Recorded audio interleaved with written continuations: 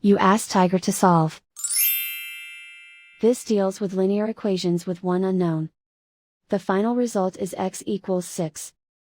Let's solve it step by step. Simplify the expression.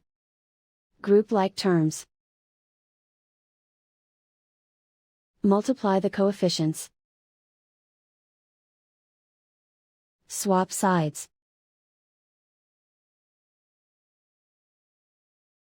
Isolate the x. Divide both sides by 500.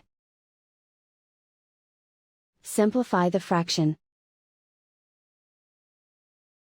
Find the greatest common factor of the numerator and denominator.